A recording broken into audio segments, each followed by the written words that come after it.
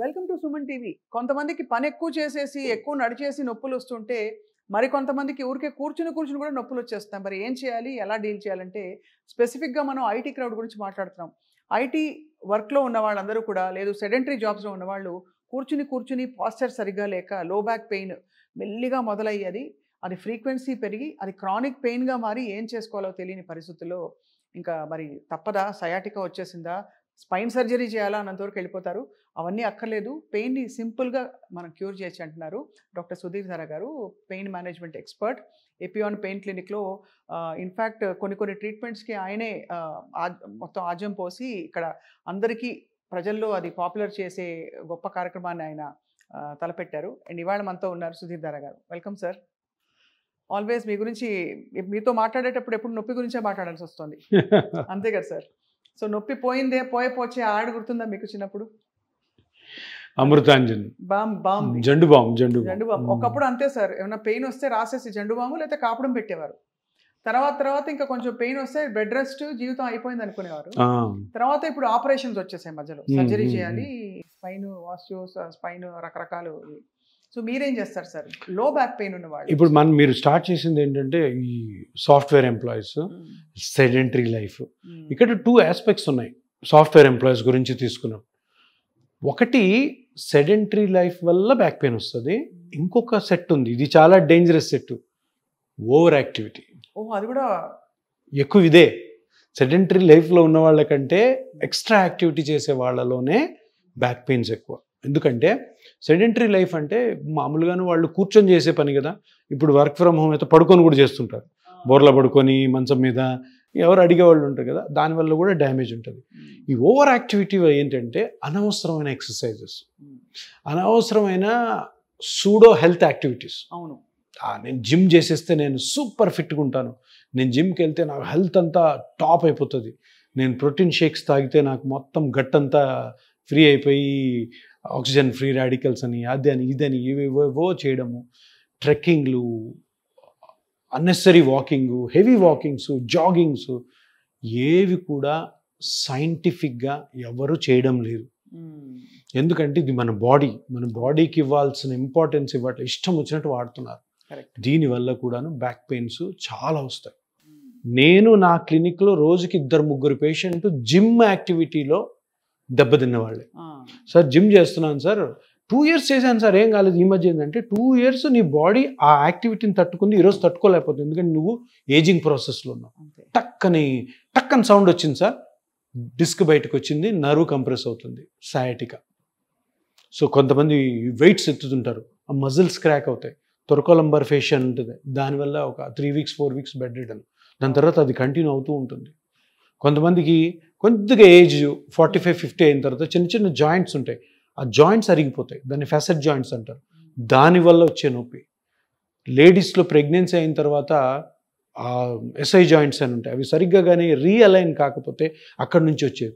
నేను చెప్తున్న వీటన్నిటికి కూడాను సర్జికల్ ఆప్షన్స్ లేవు, చాలా తక్కువ వాటికే. అంటే 100 మంది బ్యాక్ పెయిన్ ఉంటే ఓన్లీ 5% సర్జికల్ ఆప్షన్స్, మిగతా వాళ్ళందరూ సఫర్ అవుతూనే ఉన్నారు ఈ యాక్టివిటీస్ వల్ల.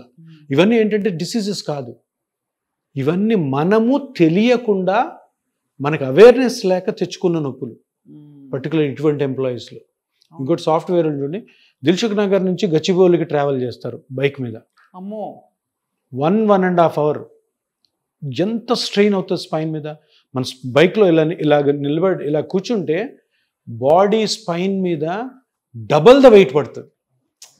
ఎవరు గ్రహించారు సార్, ఎవరు తెలీదు. బైక్ ఎక్కగానే సర్రని వెళ్ళిపోవచ్చు అని హెల్మెట్ వేసుకొని వెళ్ళిపోతూ ఉంటారు. 45 minutes కూడా 1.5 hour పడుతుంది, 1.5 hour 3 hours.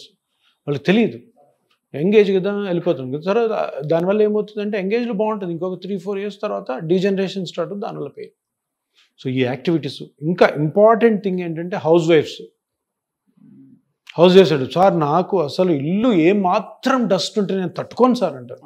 అదే కదా, దానివల్ల ఏమవుతుంది, నీ నొప్పి నువ్వు తట్టుకోలేవు తర్వాత. ఇది నేను రిలేట్ అవ్వగలుగుతున్నాను, ఇమీడియట్ గా స్ట్రైక్ అయి ఉంటుంది. అదే అది భరించలేక నానా క్లీనింగ్లు చేసేసి, లాడర్లు ఎక్కేసి, ఇంకేదో చేసేసి డస్టింగ్ చేయడంలో మొత్తం పని మనిషి చేసి వెళ్ళిన తర్వాత మళ్ళీ మనం చేయడం, పని మనిషితో పాటు తిరగడం, ఇవన్నీ కూడా ఏంటంటే వాళ్ళు తెలియదు పాపం, అంటే వాళ్ళు అనలేము. సో ఎవరు చెప్పరు. ఇప్పుడు మీకు మీ మదరు మీ అమ్మమ్మ గారు ఏం చెప్పుంటారు, చూడు ఇల్లు బాగా పెట్టుకోవాలా, కష్టపడాలి, హస్బెండ్ బాగా చూసుకోవాలా, అదే, ఇన్లాస్ను అదే, అదే. అత్తమామని బాగా చూసుకోవాలి, ఇల్లు ఎక్కడ మేము ఎప్పుడు వచ్చినా కూడాను అసలు మెరుస్తూ ఉండాలి, అద్దంలా ఉండాలి. అద్దంలా ఉండాలనేసరికి మీకు ఎంత పెద్ద చదువులు చదివినా కూడాను అమ్మో ఇది ఉండాలి ఇది ఉండాలి.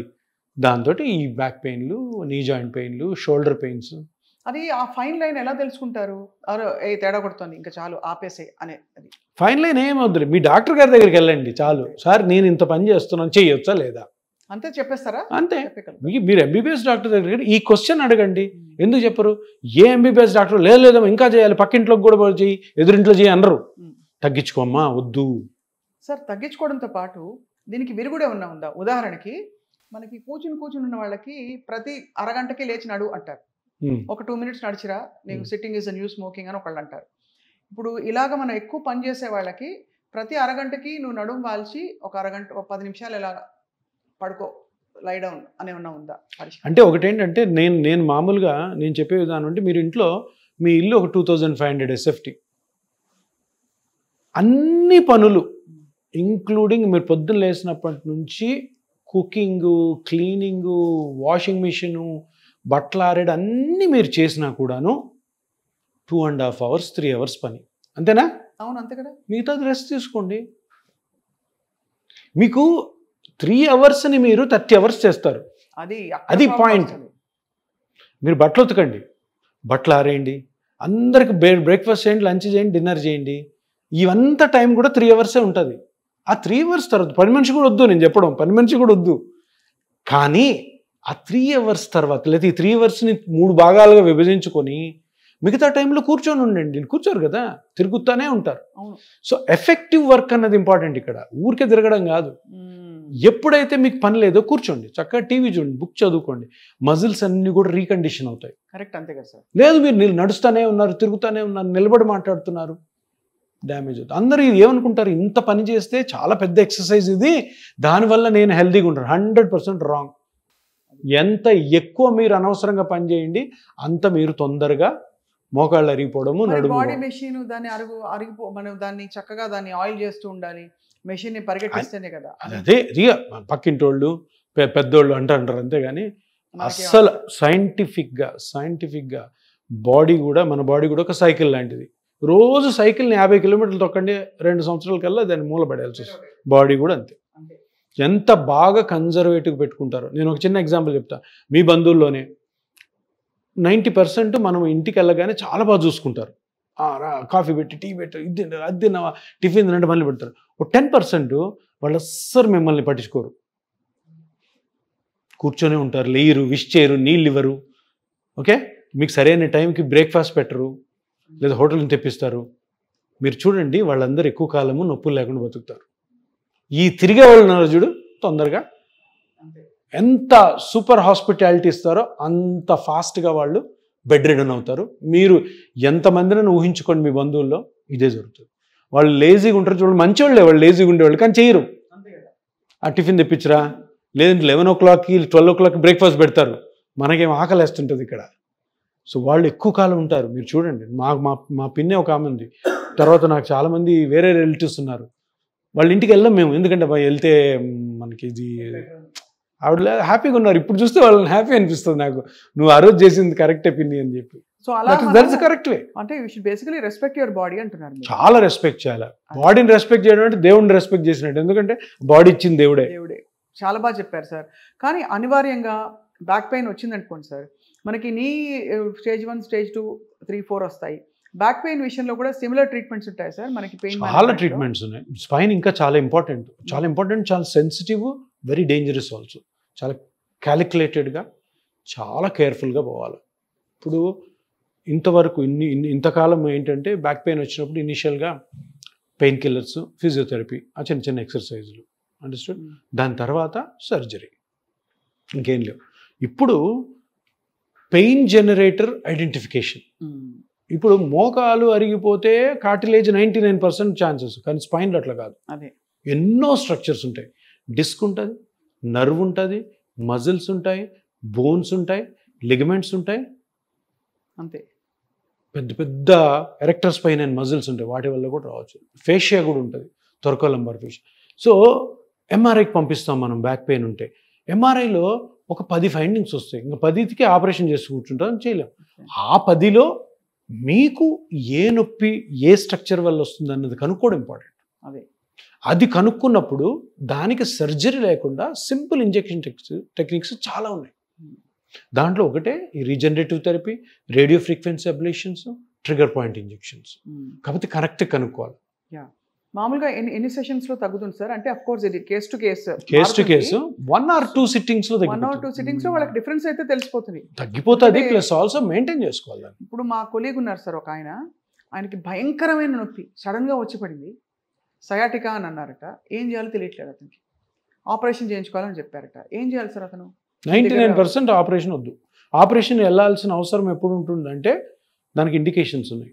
అన్ని నాన్ సర్జికల్ ట్రీట్మెంట్స్ ఎగ్జాస్ట్ అయిపోయిన తర్వాత తగ్గట్లేదంటే ఆపరేషన్. ఇంకొకటి ఉంది, అదేంటంటే రెడ్ ఫ్లాగ్స్ అంటాం.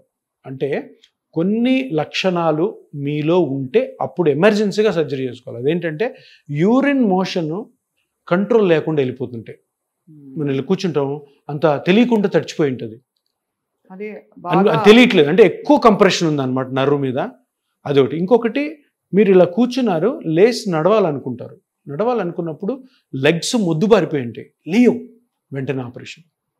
అదర్వైజ్ అన్ని నాన్ సర్జికల్ టెక్నిక్స్ ఎగ్జాస్ట్ అయిపోయిన తర్వాతే సర్జరీ.